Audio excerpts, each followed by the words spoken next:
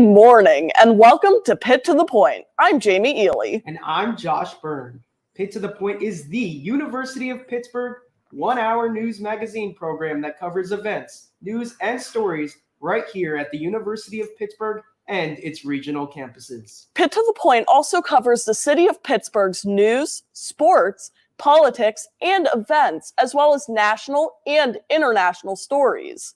We're here again in our beautiful state-of-the-art Pitt studios, and over the next hour, we have a great show for you guys. We'll be joined by talented students, both in front and behind the cameras. And Josh, it is a beautiful day in Pittsburgh, and I can honestly say it's a pleasure for me to be here with you, presenting to our faithful audience. Absolutely, and we are just so honored to have you again tuning into the show. We're also honored to be beginning today's show with a history-making guest. This morning, we are joined by Olympic bronze medalist John Carlos. That's right, Josh. Not only was John Carlos a decorated track and field star and pro football player, but he also made his mark in a way I'm sure most of our viewers know about.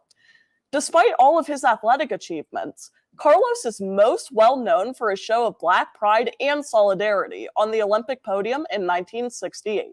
Carlos boldly raised his fist alongside gold medalist Tommy Smith to protest racial segregation in the United States and abroad.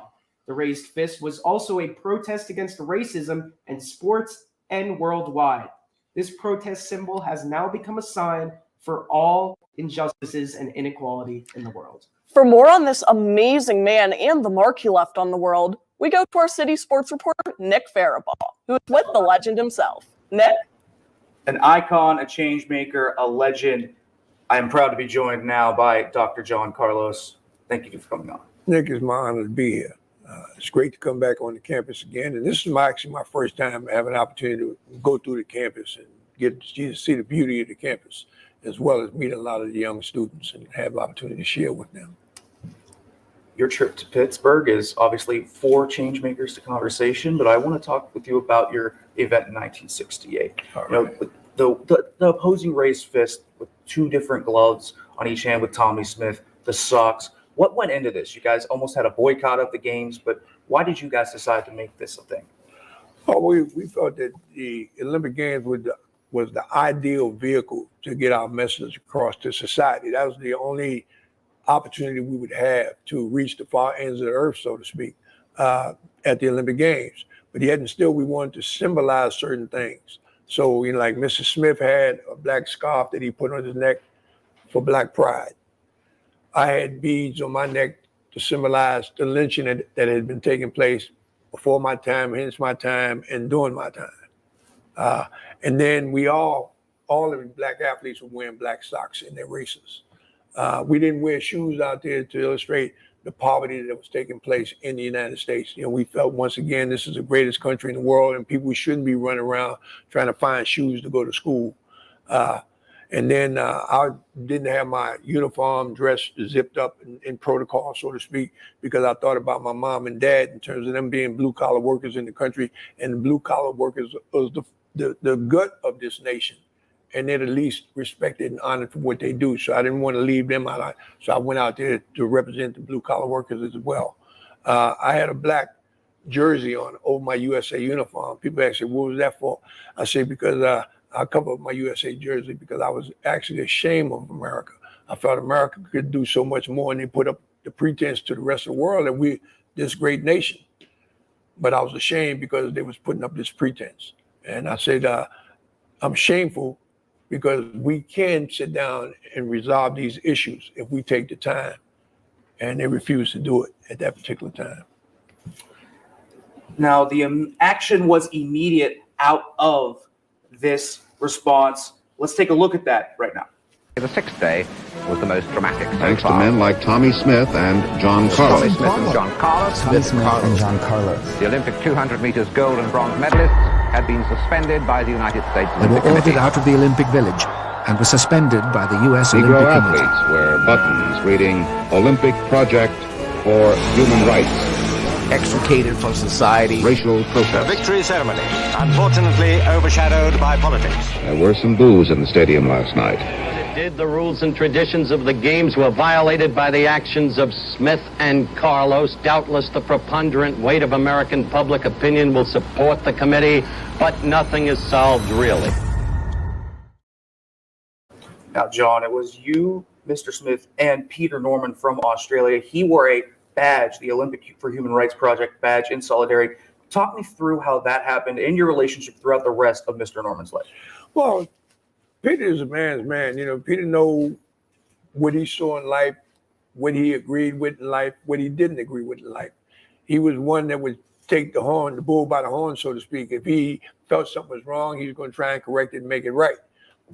Unfortunately for him, the country that he was living in at that particular time had the same values as South Africa at that particular time relative to people of color. And by him lending support to the demonstration by wearing the Olympic Project for Human Rights badge on his uniform, he didn't do any more than put the badge on, but merely because he chose to support us in this quest. He was ridiculed. He was shamed. I mean, they did everything they could to destroy this man. And eventually they got to him physically because he had a heart attack and died at a very young age, I might say. Now, you were pallbearers at his funeral. What did that relationship mean to you guys from 1968 on to 2006? Well, you know, we were looking forward to getting together. We was looking forward to a reunion, Tommy, Peter, and I. And I'm sitting home in my house thinking about this reunion, and the phone rings. And it was Peter's nephew, and he called me to tell me that Peter's gone. And I said, gone where? And he said, man, he's dead. And I was like in a state of shock and hurt. And I remember telling my wife, I said, you know, Peter died. I said, I don't know how I'm gonna get to Australia. I said, but if I have to start walking today to get there, I'm gonna be there at his service. And fortunately, things worked out when we were able to be there. There was 3,000 people that came into this armory to honor Peter Norman. And when I gave my speech, I mean, I told them I applaud the fact that they was there in his demise. But I said, how many of you were there when he came back from Mexico City to lend support for who he was as a humanitarian? You know, quite a bit of them was in tears after that because they had to reflect on themselves in terms of how they might have responded to him as this young athlete. The great John Carlos, everybody. And you can have an opportunity to speak with John Carlos tonight at 6:30. Changemakers in Conversation. It's at Alumni Hall. It's at 6:30 at the 7th floor in the auditorium at Alumni Hall. First annual Changemakers in Conversation for Black History Month. The legend himself, John Carlos, will be there speaking. Incidentally, Herb Douglas, I want to give a shout out to you. I know you're here in the city somewhere in one of these hospitals here. I'm going to break the door down, man. I'm going to get in to see you sometime today. I love you. You're a great representative for Pitt. You've always been that way. I hope I get a chance to ride by your track and see your name up on the marquee. Dr. John Carlos, everybody. Thank you for Nick. coming on. The legend himself, Dr. John Carlos, again, make sure to go to the Alumni Hall, 6:30 tonight. I'm City Sports reporter from Pitt to the Point, Nick Faribaugh. Jamie, Josh. Thanks, Nick. And of course, Mr. John Carlos, not every day you get to see an American icon walk through these doors. Shootings in America have become an epidemic, and nowhere is this clearer than in American schools. Now a Pittsburgh school can add their name to the list of places where a shooting has occurred. 4 students were shot outside Westinghouse Academy in Homewood on Tuesday afternoon while students were being dismissed for the day. The students, 3 15-year-olds and a 17-year-old, are in stable condition with non-life-threatening injuries after the shooting. They were quickly tended to by school staff, being taken into the school while all other students almost immediately went into lockdown. Police are still looking for the shooter. According to Pittsburgh Police Commander Stephen Vanansky, there is no suspect, but cameras in the area are being reviewed. It is only known that 10 gunshots were detected. Pittsburgh is unfortunately not the only school to experience a shooting this week. On Monday evening, the eve of the 5th anniversary of the Parkland shooting, there was a shooting at Michigan State University that killed 3 and wounded 5. Students and faculty sheltered in place for hours while hundreds of police officers swarmed the campus in search of the shooter. The search ended after 3 hours, in which police found the shooter, 43-year-old Anthony McRae, dead from a self-inflicted gunshot wound. He was carrying 2 legally purchased handguns and additional ammunition, according to police. In the search for answers, police said they found a note with a list of grievances from the shooter. There was no apparent connection between McRae and Michigan State, but McRae's father said his son had tried to get a job at the university. Those wounded are still being treated at Sparrow Hospital.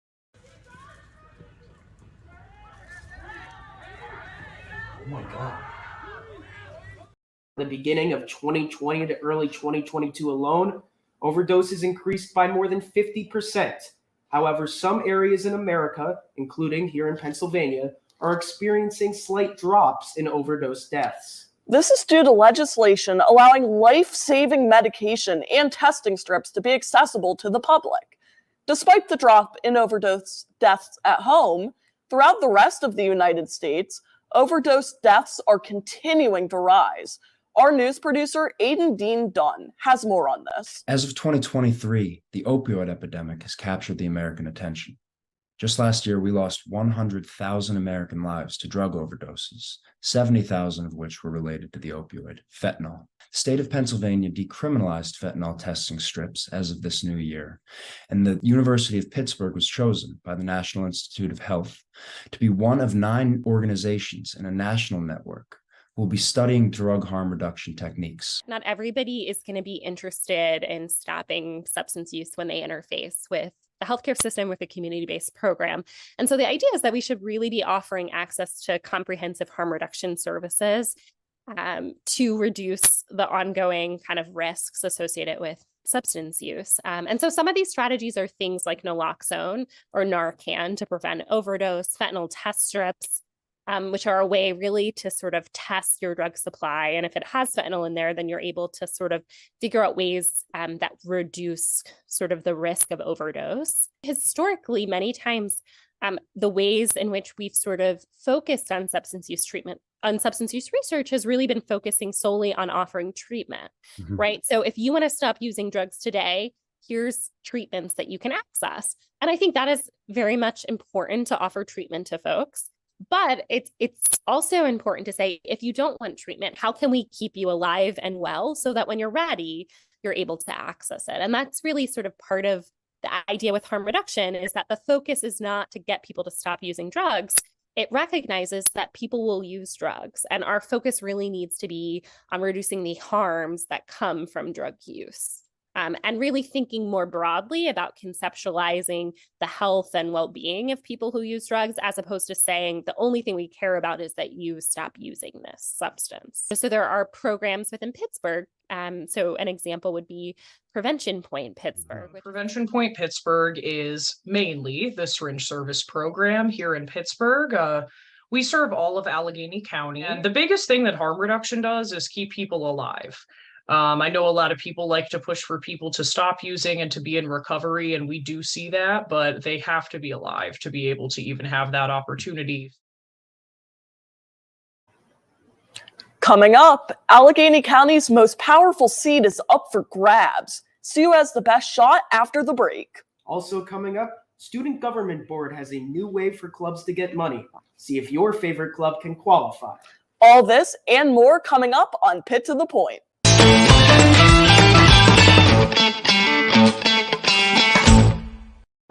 We are the University of Pittsburgh, forged in a blue-collar city with gold standards, where innovators, researchers, thinkers, and healers are always reaching for new heights. There is no limit to what we can accomplish when we put our minds, our hands, our soul, and spirit toward it. Here, progress is always in progress. Hail to Pitt, proud partner of the ACC.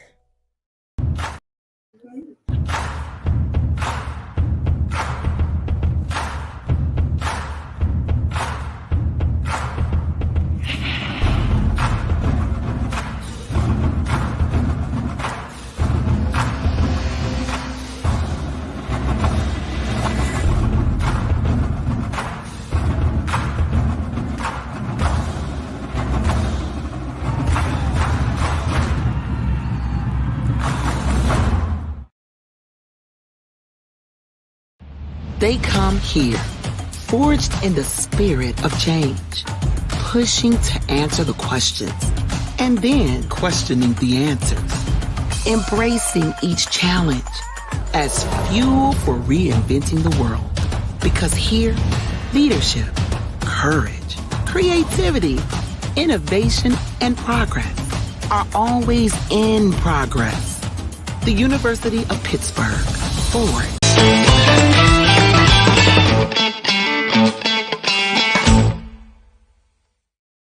Welcome back to Pitt to the Point. Hey, Jamie, did you know Pitt to the Point actually has a website? Well, Josh, I actually did. If you want to find out all the latest news and read stories from your favorite Pitt to the Point personalities, check us out on pittothepoint.com. Pittothepoint.com isn't the only way to get your Pitt to the Point fix. You can also find us on social media. For more behind-the-scenes looks at your favorite show and to see more of our pretty faces, you can find us on Instagram and Twitter at Pitt to the Point and at Facebook at Pitt to the Point. Check it out. Well, Jamie, the primaries are heating up, and while all eyes are on who will win a run for the presidency next year, Allegheny County's most powerful seat is now up for grabs. That's right. The county executive seat is open for the taking. Find out more about who has the best shot at the powerful position and how much money is being thrown at the race. We go to our political reporter, Alexandra Ross. Alexandra? Thank you, Jamie. The Allegheny County Executive is the most powerful position in Allegheny County, and it's wide open this year for the first time in over a decade. But without the campaign contribution limits that guide our federal and our state elections, this race is getting off to a very expensive start. Current Allegheny County Executive Rich Fitzgerald will retire this year after exhausting his 3-term limit. Whoever takes the Democratic primary election in May is largely expected to win his seat in November. Candidates in the Democratic primary race so far include State Representative Sarah Innamorato, Attorney Dave Fawcett, City Controller Michael Lamb, and County Treasurer John Weinstein, all of whom have drawn attention for the large amounts of money raised towards their campaigns. With no county legislation currently limiting campaign donations, these 4 candidates ended 2022 with 6-figure totals in their campaign accounts. Lamb and Weinstein received large donations from political action committees and politically involved individuals. Fawcett loaned $150,000, which amounts to almost half of his fundraising money, to his own campaign. Meanwhile, about 40% of Innamorato's funds came from contributions of $250 or less. She received only one contribution of over $10,000. The number of contributions per candidate also varied. While Weinstein had the most fundraising dollars, he also had the smallest number of contributions. Allegheny County Council members Tom Dwyer and Bob Macy have sponsored a bill to install campaign finance restrictions on county-level elections. The bill, which is currently in committee, would adopt the same contribution limits as federal elections. These changes would not take effect until after this election cycle. Now, Rich Fitzgerald has said that he would veto this bill if it made it to his desk. He says that it places county office holders at a disadvantage in non-county level elections. But the county council could override that veto with a supermajority vote if necessary. I also want to bring you all some updates on Pennsylvania Senator John Fetterman, who checked himself into the hospital earlier this week for clinical depression. Fetterman was evaluated by the attending physician of Congress, and it was recommended that he enter inpatient treatment, which he will receive at Walter Reed Medical Center. It's unclear at this time how long this treatment will last, but his wife Giselle said in a statement that she would like, and the family would like, for everyone to respect Fetterman's privacy at this time.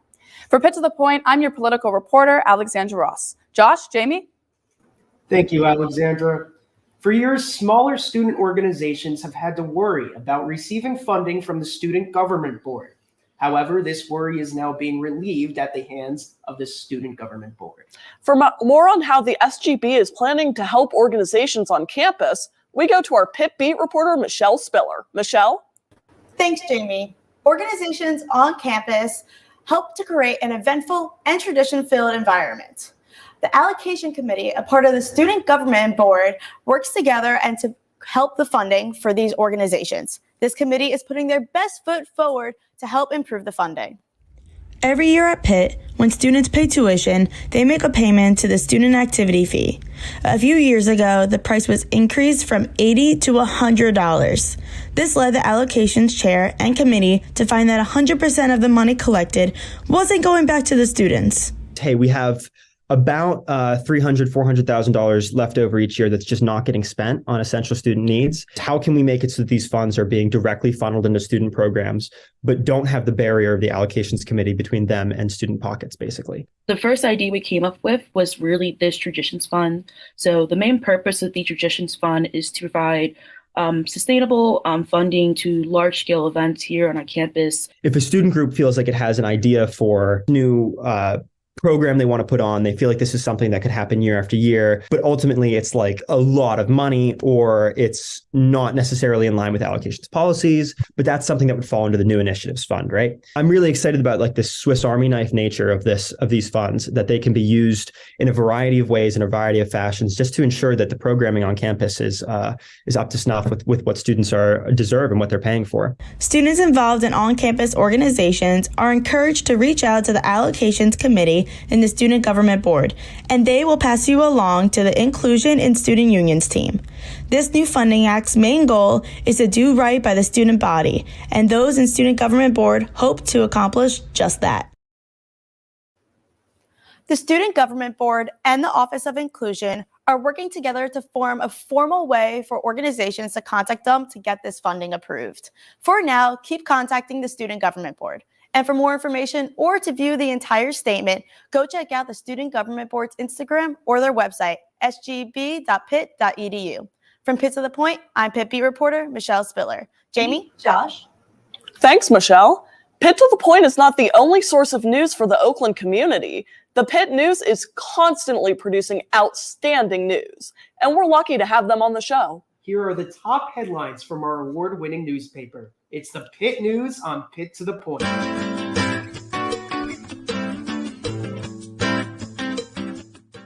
Author Kelly Sather's short story collection, Small in Real Life, won the 2023 University Press Drew Hines Literature Prize. Each year, the University of Pittsburgh Press awards one winner a publishing deal and a $15,000 cash prize. Sather's short stories will be published by the University of Pittsburgh Press on October 3rd. The University of Pittsburgh's Law School will no longer participate in the U.S. News and World Report's ranking. Interim Dean and Law Professor Haider Allah-Hamoudi said that the ranking system places too much value on admission factors that disadvantage marginalized students. The University of Pittsburgh's women's lacrosse team has 3 new captains for the program's sophomore season. The team had 13 players graduate after last season, including the previous captains. The 3 captains for the 2023 season are Molly Carter, Camden O'Donnell, and Abby Thorne.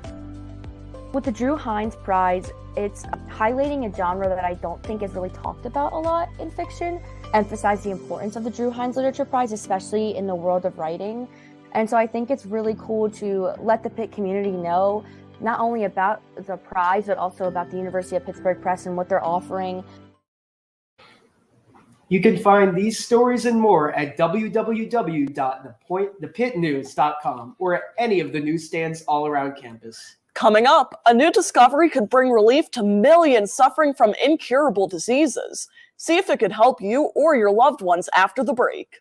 Dislike eating at the Pitt dining halls? Some new innovations might make Pitt dining a lot more enjoyable. See what the heads of Pitt dining are cooking up when we come back. All this and more when we return to Pitt to the Point. Stay tuned, folks. You won't want to miss it.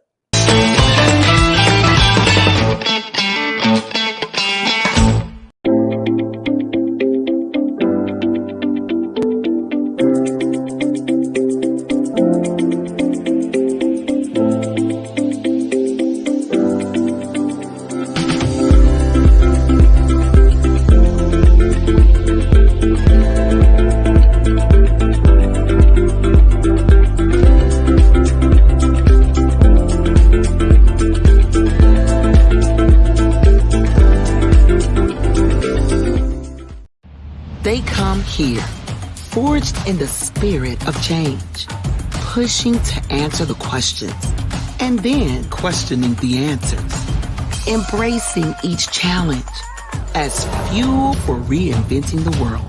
Because here, leadership, courage, creativity, innovation, and progress are always in progress.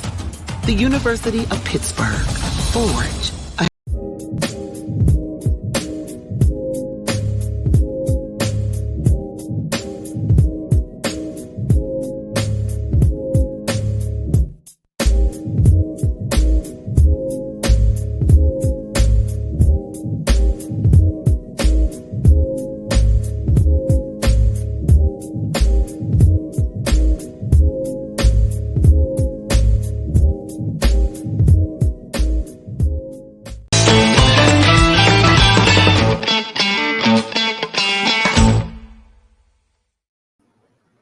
Welcome back to Pitt to the Point.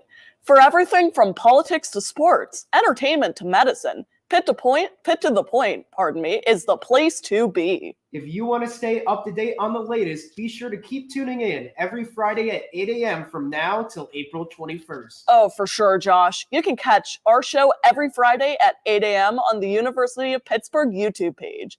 If you just so happen to miss it, never fear. You can see a replay of the show at noon every Saturday on CBSN, KDKA's streaming platform. Diseases of the pancreas were once seen as a death sentence. Thanks to the advent of treatments, these conditions became manageable. Now, hope is once again on the horizon for a possible cure for these diseases. For more on this medical marvel from one Pittsburgh college, we go to our Medical Minute reporter, Joey Tebben. Joey? You know, in the past few years, we've heard a lot about mRNA, messenger RNA, specifically in its use in vaccines in the fight against COVID-19. But a new article out of a Carnegie Mellon University lab suggests it could be used in a whole nother way in potentially treating the incurable diseases of the pancreas, like pancreatic cancer and diabetes. In today's Pitt to the Point Medical Minute, it's all about the perils of the pesky pancreas, pioneering with particles, and potentially preserving plenty of people. The pancreas is indeed a pesky organ. Most people don't even think about it while it does its many jobs, including regulating blood sugar levels, neutralizing stomach acid by secreting pancreatic juice, yummy, and more. But over 37 million people in the United States have diabetes, in which the pancreas can't regulate blood sugar levels on its own. And every year, over 60,000 people in the US are diagnosed with pancreatic cancer, the cancer with the lowest 5-year survival rate. Both diseases are incurable right now, but at Dr. Catherine Whitehead's Carnegie Mellon lab, they believe life-saving treatments may be on the way through the power of mRNA and lipid nanoparticles. Most of us know about mRNA or messenger RNA from its use in the Moderna and Pfizer COVID-19 vaccines, but the future of mRNA therapy may be in fighting more than just viruses. And lipid nanoparticles are minuscule particles that can contain drugs, vaccines, mRNA encoding, and more. They're the way that mRNA gets transported to the place in the body it needs to go. But here's where the problem arises. As the article states, achieving non-viral mRNA delivery to target tissues outside the liver and spleen remains an unresolved challenge in gene therapy. Scientists have sent mRNA in lipid nanoparticles to the liver, the spleen, and the lungs before, but transporting them to the pancreas is immensely difficult. Whitehead's lab used mice to test their systems of delivering mRNA to the pancreas. In one experiment, mice were injected with lipid nanoparticles containing mRNA that would encode for firefly luciferase, the enzyme that makes fireflies glow. 3 hours later, they analyzed the mice's organs, and what do you know? Their pancreases were glowing more than any other organ. Success! Delivering mRNA to the pancreas, even if it did just make some mice glow, is still a huge innovation. The actual mRNA treatments for diabetes and potentially for pancreatic cancer are still being researched, but when these treatments do exist, scientists now know they can be effectively delivered thanks to the innovations of Dr. Whitehead's lab.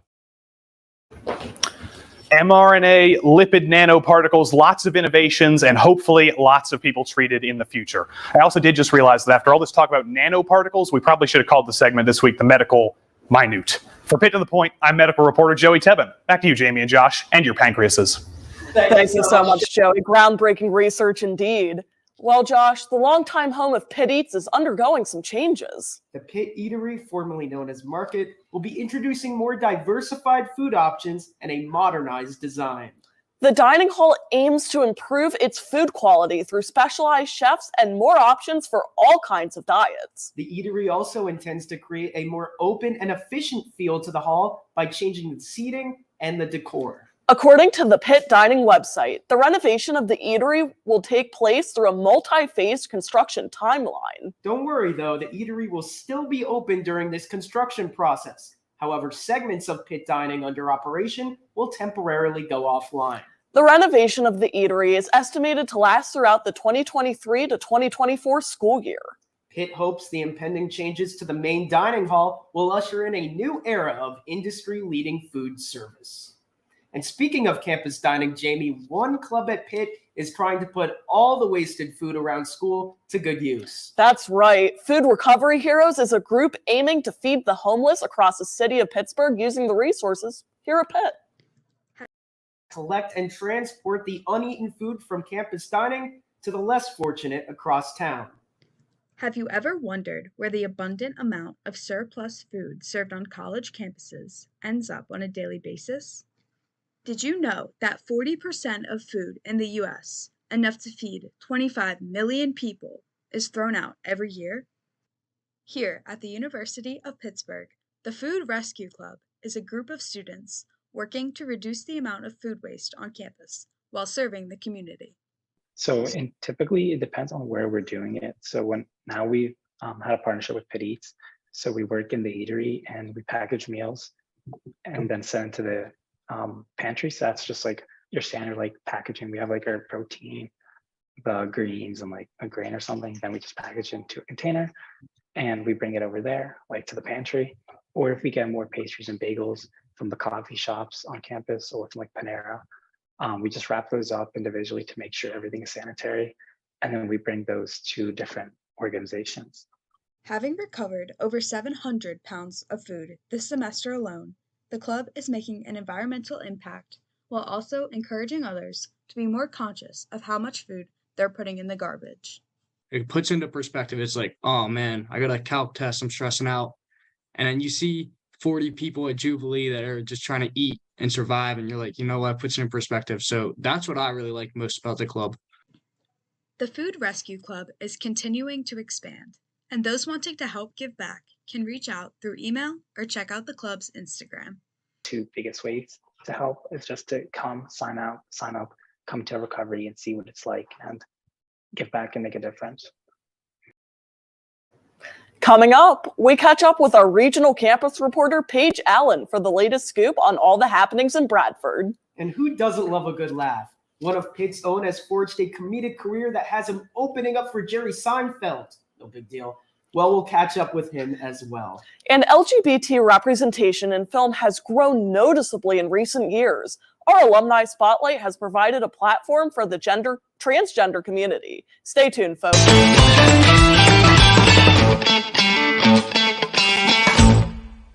So one inventive tool that the University of Pittsburgh has is Pitt Funds Me.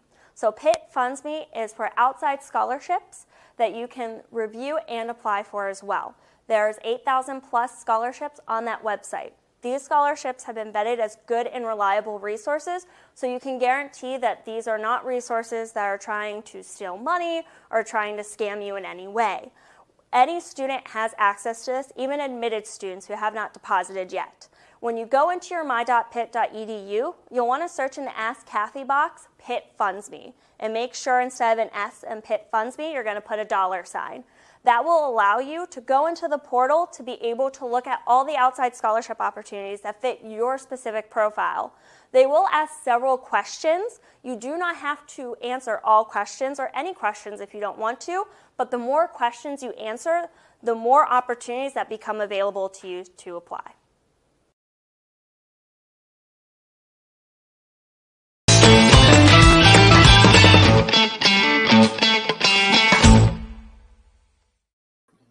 Welcome back to Pitt to the Point. We're so glad you could join us on this beautiful morning, whether you're tuning in from Pittsburgh, Bradford, Johnstown, or Titusville. And if you're in Bradford, you're in luck.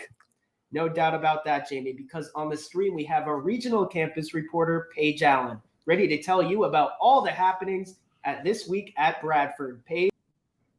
So today, actually, we're going to be talking about Pitt Johnstown's dance ensemble, considering that they had their 31st annual production early in February. So being one of the largest student-run organizations on Johnstown's campus, their show, Time of Our Lives, had a huge turnout this year, keeping everyone on their toes for what the program has in store for next year. The University of Pittsburgh at Johnstown had their annual dance ensemble show earlier this month. With roughly 30 student members, the completely student-run organization creates their own choreography, schedules their own rehearsals, and comes up with their own costume and song ideas. Featuring dance genres such as ballet, tap, jazz, hip-hop, as well as other more modern dances, the dance ensemble teaches dancers and non-dancers alike how to appreciate dance as an art form.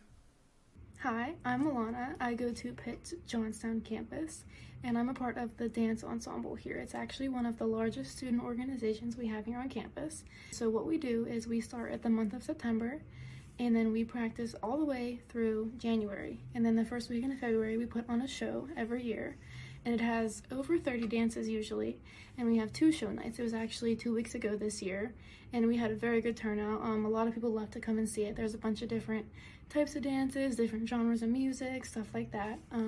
And it really brings together the campus. Even if you don't want to join the dance ensemble, every year a lot of students come to our show and have such a good time. Hi, I'm Kristen. I love being a member of Dance Ensemble because of all the amazing friends that I've made while in this organization. They honestly make dancing so much more fun. It's also really nice to have an organization that allows me to keep dancing through college, and it's always so rewarding to see something that is student-produced performed on stage. Everyone always does such an amazing job with their choreography, and I can't wait to see what we do next year. With Pitt Johnstown's dance ensemble program closing the curtain this year, we'll be sure to stay tuned on what next year has to bring. From Pitt to the Point, I'm your regional campus reporter, Paige Allen. Jamie, Josh? Thanks, Paige. Now, you mentioned that there is a Pitbull performance, and I am a Pitbull fan, but can you tell us about any other notable artists that the dancers will be performing to? Honestly, I can't think of any off the top of my head. I was blinded by Time of Our Lives by Pitbull. Gotta say, one of my favorite songs. Solid choice. Gotta say, love me some Pitbull. Thank you so much, Paige. Well, his last name says it all. Mine is Byrne, and I've got burning red hair. Really? Haven't noticed.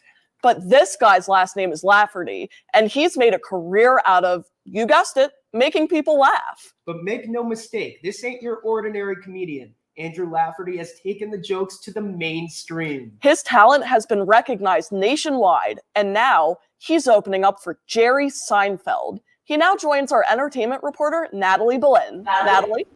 Andrew Lafferty, current student at Pitt. He is exploring the world of comedy. He is making a name for himself by taking the necessary steps to turn his dream into a reality. Andrew is exploring the world of comedy by turning all things into laughable material. He aspires to be a successful comedic writer. My name's Andrew. I'm 20 years old. I'm a junior at Pitt. In, I believe it was October, I was doing a show at Gotham Comedy Club. Yeah. And I was there, and you know, when the comics, you all go and you look at the lineup when you get in, and you could see, you know, there's like 10 comedians, and then there's like this dark line right after my name, and I was like, well, what's that? And this guy was like, Seinfeld's coming in, and I was like, oh, he's coming right after. So I like, but it's very secretive, especially a name that big on a show like that where people don't know he's coming. They try to keep it very under wraps. So yeah, I got to go up, and then the host came up right after my set and was like, ladies and gentlemen, I just want to remind you to turn all your phones off, but you never know who might drop by. And, you know, said, ladies and gentlemen, Jerry Seinfeld.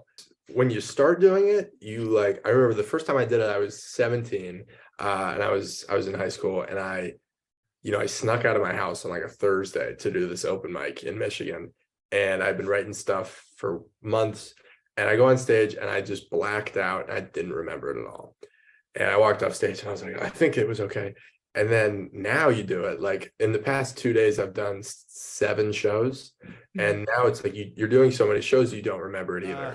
Yeah, I have this brother. His name's Zeke. He's adopted, obviously. He's from Ethiopia. And growing up in like a mostly white house, my parents, they were afraid Zeke was going to miss out on like certain cultural things. Like I remember when he turned 12, my parents were like, you know, kids in Zeke's grade might start saying the N-word soon. They didn't know what to do. So one night, you know, we all sat down at dinner. My parents were like, Zeke, there's this swear word that only black people can say, and there's 2 ways to say it. One, it's a friendly term. You'll probably use it with friends, but the other one has deep roots in prejudice, and no one should say it. And now Andrew will show you both ways to say it.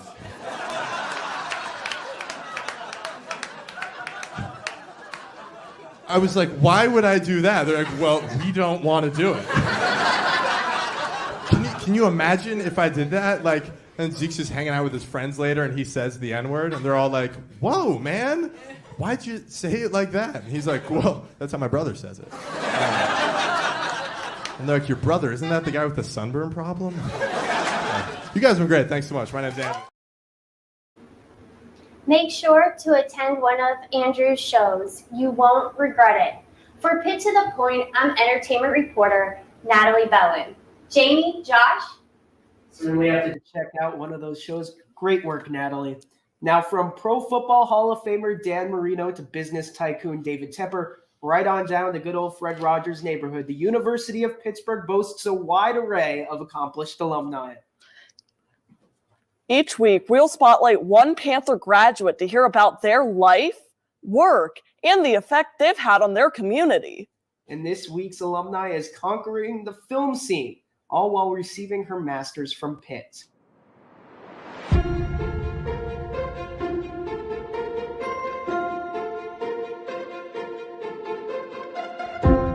Hi, my name is Julie Sokolow, and I'm a filmmaker, musician, and writer. I went to Pitt for my undergrad degree, and I'm actually back at Pitt getting a master's in social work.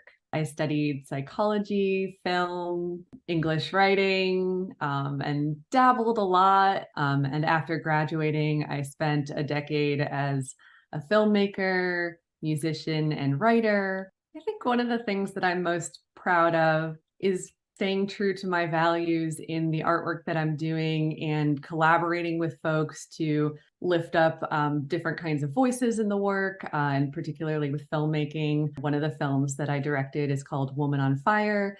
It's about Brooke Guinan, the first openly transgender firefighter in New York and a pioneer for LGBTQ rights. That's a film I'm really proud of. That kind of combination of art and advocacy is really important to me. I have been pursuing my Master's of Social Work at Pitt and kind of trying to take, the things that I loved most about being an artist and bring them to the work that I'm doing now with, providing services to clients and being around people all day. I feel like that's where I thrive and trying to have an impact in a different way.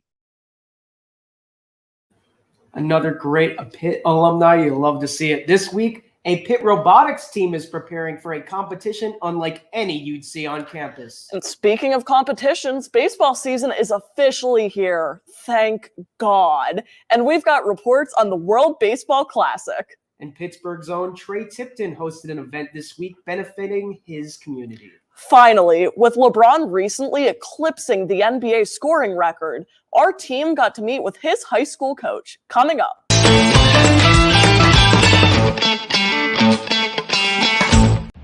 They come here, forged in the spirit of change, pushing to answer the questions, and then questioning the answers, embracing each challenge as fuel for reinventing the world. Because here, leadership, courage, creativity, innovation, and progress are always in progress. The University of Pittsburgh, forge ahead.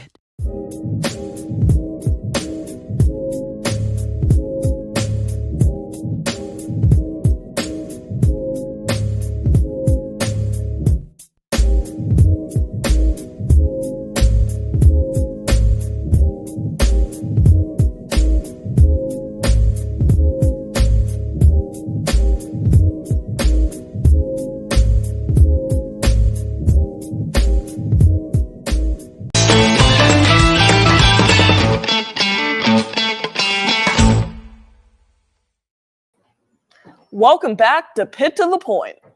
Well, let's get right into those robot fights. We have with us our business and technology reporter, David Altman. David, tell us about the robots. Thanks, Josh. This week, I went to Pitt RAS, the Robotics and Automation Society here at Pitt.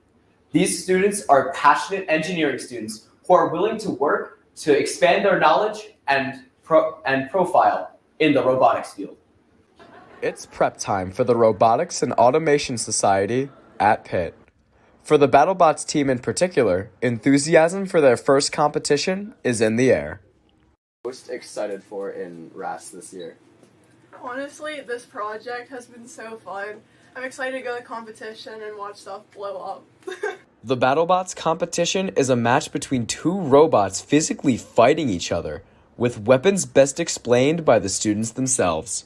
This weapon will go here and it'll just spin and it'll just bump into the opponents and attack them. We're doing a vertical spinner, but there's like horizontal spinners, there's like the drum bots. Pitt RAS isn't just a club where you can participate in competition, as exciting as that is.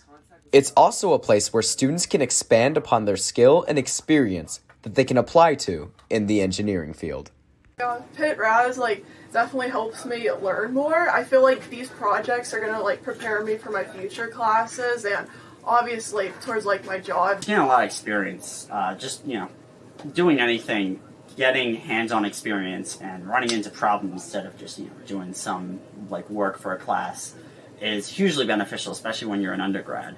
These students inspire themselves to better the general public with how robotics can contribute to solving significant problems across all industries. Prosthetics, Pitt's very well known for the medical field, so I think prosthetics are really going to see a big boom in the next 10, 20 years, just with all the robotic control stuff coming out right now. Pitt RAS gears up for their competition Saturday, March 18th. Something I personally cherish, whether it be in the engineering, robotic, and tech field, is not necessarily the problems we solve or the conclusions we come to, but the teamwork that builds the relationships together. And that's something that Pitt RAS certainly seems to be doing. For Pitt to the Point, I'm your business and technology reporter, David Altman. Jamie, Josh? Thank you so much, David. A unique art exhibit was held this past weekend that combined the world of sports and art and featured someone very familiar to Panther fans. No doubt. Former star wide receiver Trey Tipton was tapped to MC the Athletic Aesthetic, tongue twister there, Exhibit 1 art show at Stage AE, and the event was one for the books. The event featured 18 paintings from the artist VC2 Art.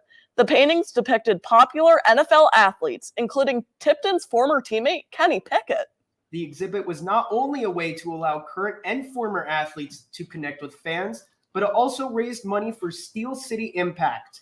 The charity, based in Pittsburgh, is using the money raised from ticket sales to fund after-school programs for students in need.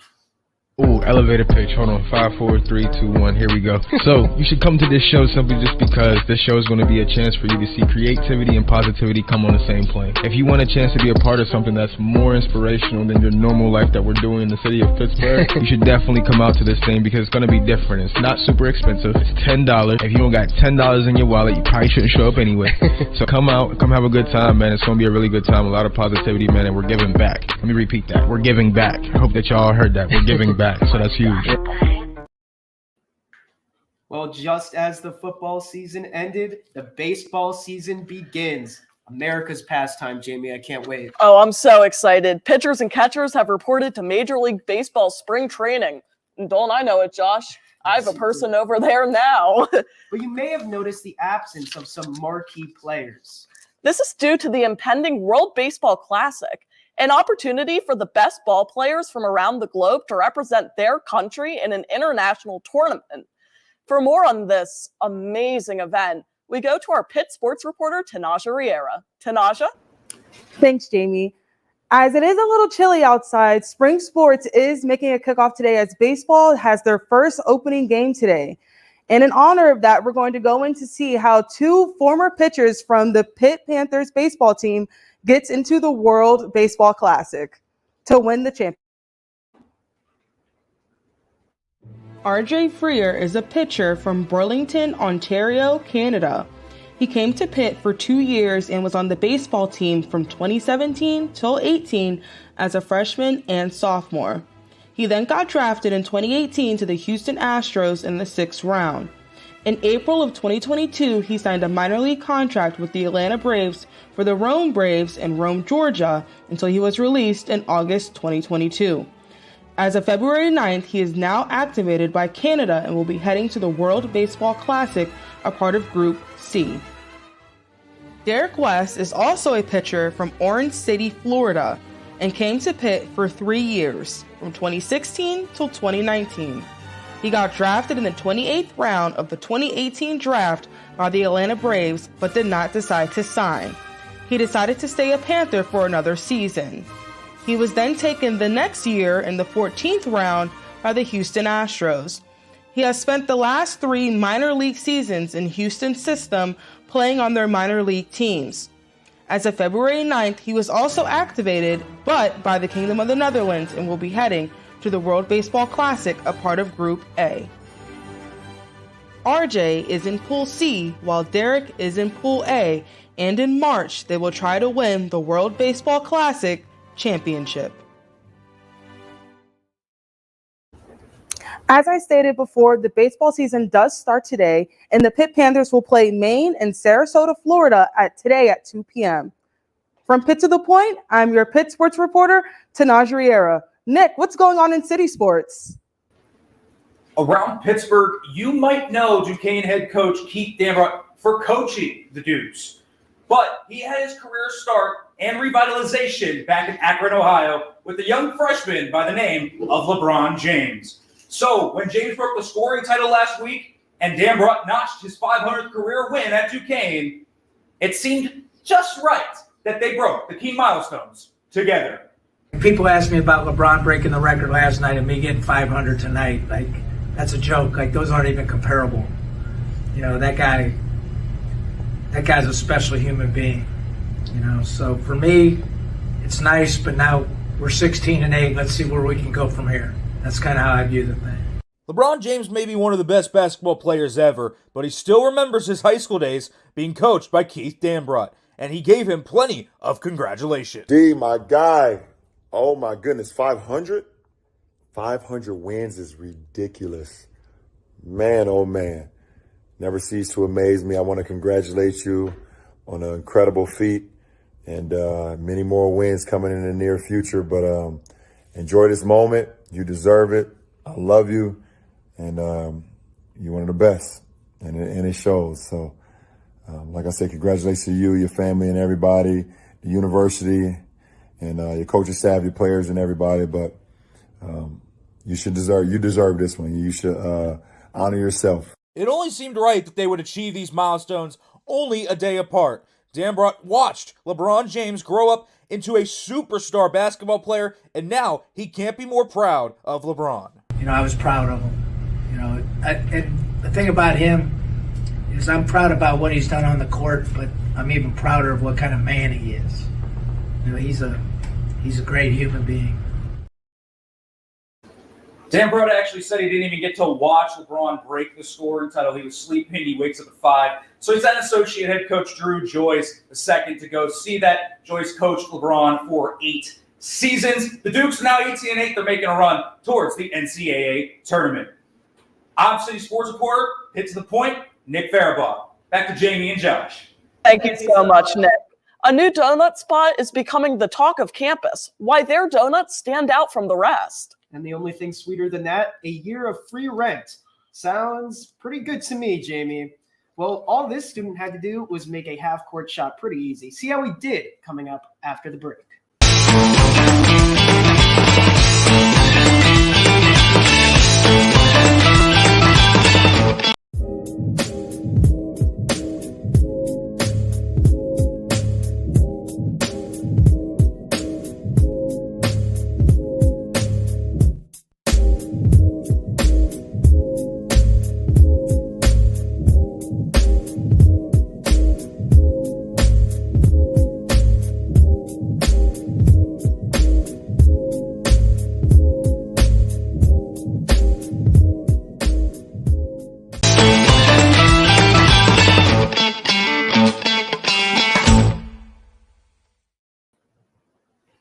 Welcome back to Pitt to the Point. Well, Jamie, if there's one thing every Yinzer can bond over, it's our love of Polish food. And for more on a lesser-known delicacy, we go to our reporter, Jordan Sapp. Jordan, tell us about it. Thank you, Josh. February marks an important time for many Pittsburghers, the start of Punchki season. With Fat Tuesday quickly approaching next week, now is the perfect time to get your Punchki. Located in Brookline, Party Cake Shop is often said to be the best place to get Punchki in Pittsburgh. Punchki is a traditional Polish donut. It's coated in sugar, put a void in it, and filled with different type of flavors. On our not as busy days, we're doing at least 40 dozen. Come Fat Tuesday, the numbers are going to be very, very high. 3 times that, 4 times that. Punchki are eaten before Lent because many people give up sweets for the season. I'm not originally from Pittsburgh, but I love Pittsburgh. They have a big Polish community here, and of course, Polish people are very traditional. And Punchki in Polish means little packages. All aspects of Pittsburgh have these little boroughs that have their own little things, little Italian, little Italy, and things like that. And I think just keeping on the Polish tradition with such a huge Polish population here keeps people grounded. So I'm Polish myself, half Polish, and my wife's half Polish, and her grandmother speaks Pole. People like their traditions, and that's what the big draw for Pittsburgh. So we like to keep up the traditions of Party Cake and also for the community. If you'd like to try Punchki, this weekend is your last chance to do so before Lent. Luckily, there's still the weekend to try one. For Pitt to the Point, I'm City Beat reporter Jordan Sapp. Jamie, Josh. Thank you so much, Jordan. I'm getting so hungry just thinking about it. Me too. But the only thing that sounds better than that, how about a year of free rent? Well, this Panther just balled out of paying rent for a whole year. One Pitt student took home this honorary prize after swishing a half-court shot in front of the Panther faithful. Now, our contestant for tonight's spot shot, Richie. All right, Richie, you got your spot. Let's see what you got.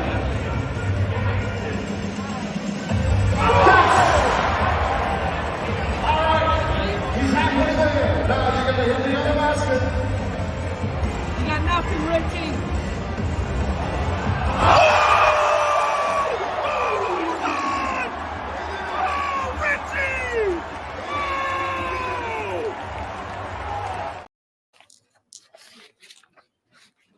All right, don't forget, if you missed any of our stories for any reason, log on to pittothepoint.com or check out one of our various social media platforms. Twitter, Instagram, Facebook, we've got everything. So definitely check it out. You're not going to regret it. The whole 9 yards. And definitely follow the Twitter account. We're trying to build up that very much so. Absolutely. Just want to thank everyone for joining us today on Pitt to the Point. Once again, a very special thank you to the one and only John Carlos. It was an absolute honor and privilege having him on the show. Not gonna lie, I choked up a little bit listening to him. He was so inspirational. Definitely a powerful story indeed. Absolutely, and if you want to hear more of it, you can see him tonight in person on floor 7 of Alumni Hall, 6:30. I know I'm gonna be there. Definitely recommend if you want to learn more about this inspirational figure. And once again, we are so lucky to work with the incredibly talented Pitt students who are behind the scenes here, as well as our partners at the University of Pittsburgh's Department of Communications, who bring the show to everybody at the university, our regional campuses, and our wonderful alumni. And of course, we'd like to thank you, the viewers, for sticking with us through this crazy Pitt to the Point adventure.